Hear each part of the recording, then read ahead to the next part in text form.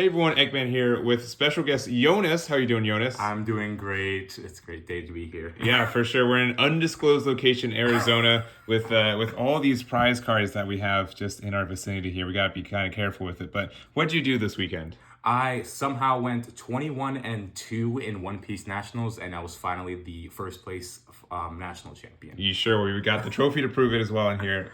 Honestly, yeah, gorgeous. this is such a gorgeous piece.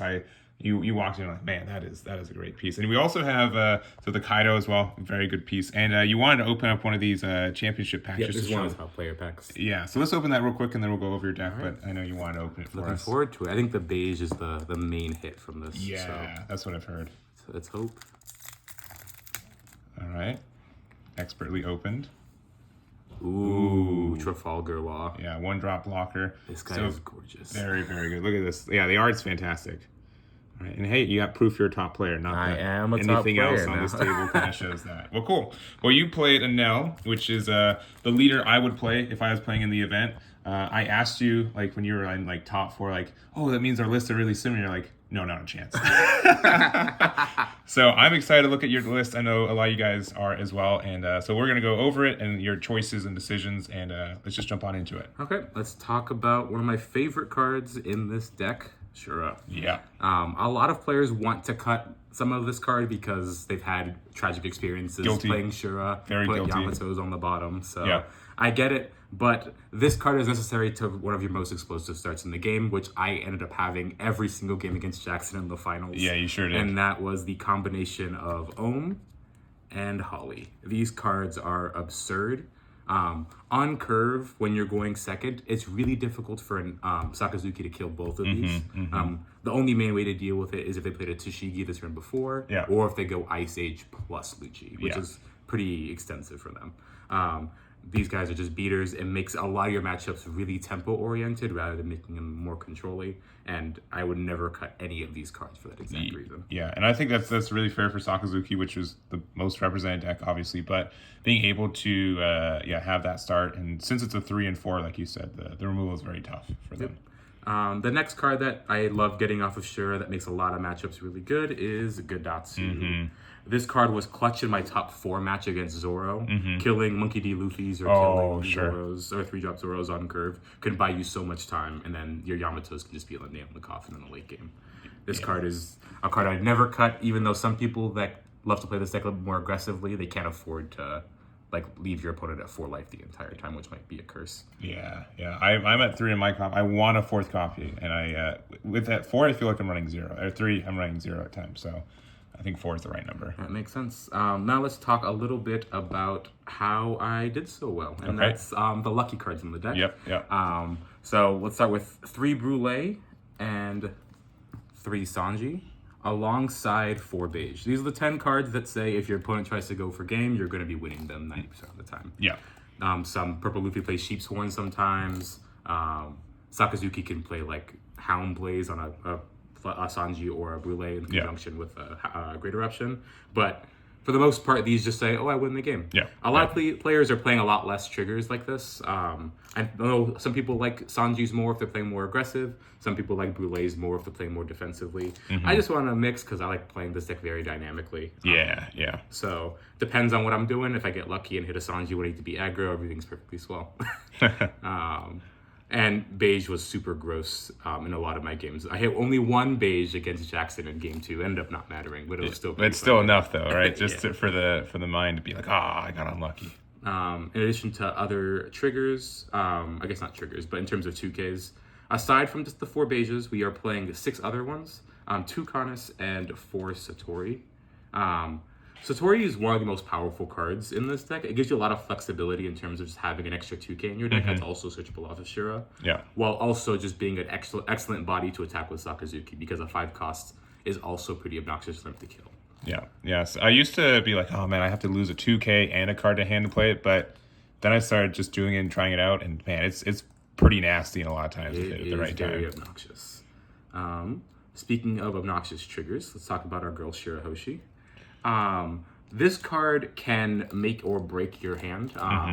A lot of the times when you have like mediocre hands because you mulligan to try to get more top end, Yeah. you're going to draw like an even worse hand sometimes. Sure. And having just free equity to just sometimes just have your hand magically fixed in the middle game can just be absolutely absurd. And it combos very powerfully with a lot of our top end that we're going to be talking about in a little bit that makes this deck one of the best in the game. Would you did you hardcast Shirahoshi much this weekend? I actually hardcast her in the finals game. Okay, gotcha. I had nothing, or game 2. I had nothing going on, and I needed something to do. I ended up finding even less things to do. But sometimes you have to play her, and in the mirror, playing Shirahoshi is actually one of the more powerful things you can do going first. Yeah, I agree on the mirror for sure, because then it helps whoever gets more top end in the mirror wins, 100%. Right? Yeah. Speaking of top end, let's move some of these top end in terms these, of value cards to the side. These cheap cards, yeah. Let's talk about the Sakazuki Breaker. Yeah. 7 cost Enel. Yeah. I would never cut one of these cards. I was unfortunate to not be able to get an extra alt art for the tournament. Yeah, we'll hide it. Well, I'll fix it in post. This card makes the Sakazuki matchup change. It changes the entire dynamic of the Sakazuki matchup. Yeah. Because a lot of what they want to do is we play a random dirtling body, and they play a random dirtly threat that deals with it. So they go Great Eruption plus Borsellino, get rid of our 7 Mom if you're playing that card. Or just like Ice Age, Borsellino, deal with your Yamato. And making it so they can't play their expensive cards because you have the 7k rush beater every turn makes things really slow down from their side, and they have to be a lot more defensive. Yeah, and I do appreciate. I've been really not willing to run 7 Mom for a long time with this deck. I know why it's so tempting, and every time I post my list, it's like, where is it? Did you forget? And so now I can be like, no. Yonas is getting me. He knows that this is a really good card. And, I love Enel so much more. Yeah, but I almost played 5-7 drops for today's tournament. I almost went force Enels and just one big mom. One is enough, I find, if you're playing. No more than that. Yeah, no more than one. It is tempting, 100%. Aside from that, the most expensive card in the deck, money-wise, and is the bane for many Enel's players, or an intro Enel player's existence, is buying 4 Secret Rare Conquerors. The card is unfortunately very necessary because if you don't draw this other card, 9 cost Yamato, you don't really have any other ways to gain life once you're at 0. So it's very necessary to have one of these in every game. So playing the full 8 is necessary in a lot of controlling matchups. Gotcha. And would you say you found like a lot of controlling matchups? I'd say personally my worst matchup playing this deck is Purple Luffy. Did you find that these were clogged in those matchups as much? Or these cards are very clogged in those matchups. Yes. If I have 2 in my opening hand, I basically almost always mulligan. Gotcha. The matchup is almost entirely about the early stuff, and that's why I love playing Forshira, especially in that matchup. Sure. Because I will never get to these for the most part, especially if they're playing Magellan. The objective is to try to be relatively tempo in the early game, and then afterwards we can try to do our best to play 1 or 2 of these to help slow the game down if we get to it. For sure. All right, so there's top end, and then you have the last 3 cards. The card that won me game 1 of the finals is 200 million volt Amaru. This card is absolutely insane. It single-handedly won me my game against Jason after I played 2 Shuras and found the second Amaru on my second Shura, which is amazing. It helps beat a lot of Sakazuki. It's not great against Purple Luffy, but similar to these 10 cards that say I win the game, Amaru can also steal random games against Sakazuki or anyone else trying to kill you. For sure. And so here's the full list. I'm going to pretend I'm a comment section. So we already talked about 7-drop Big Mom. Probably next card, no Thunderbolts. What's up with that? So, I love playing this deck, but I love playing this deck very greedily. And what I mean by that is when your opponent attacks for 5 or 7 at your life, you almost never really want to counter it, but the threat of them attacking you can be very threatening. So I usually like to be more greedy, but to do so, I need to have a lot more counters in my deck. And Thunderbolt ended up being clogged a lot in my hand if I didn't hit a Shirahoshi. So I tried to minimize the number of non-impactful cards in my deck that if I drew them, they were unplayable. So that's why I ended up cutting the card. The Purple Luffy matchup does suffer a bit because of it, but I think it's not worth it because so many players on Sakazuki are just playing Sabos anyways. So if they want to play around Thunderbolt, they can, and there's not much you can do about it. So might as well have your events actually be impactful both in life and in hand, like Amaru. For sure. And then two other kind of spice cards that I like, not as popular.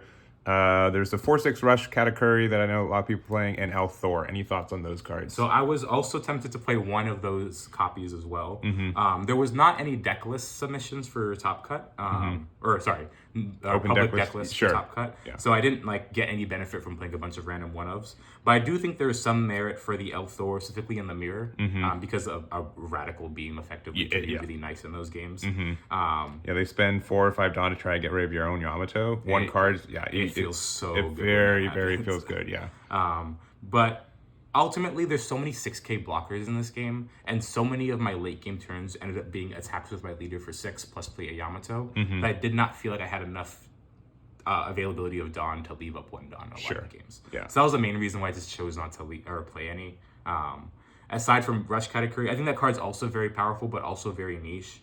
I like having a lot of aggressive draws with this deck, especially when my opponent's trying to starve me like Sakazuki. And Rush Cat is really awkward when your opponent's trying to starve you and deny you a few resources. And I really didn't want to have a card that didn't have counter and also didn't have much impact. Yeah, because again, you're a little greedy with these 12 non-counter cards up here.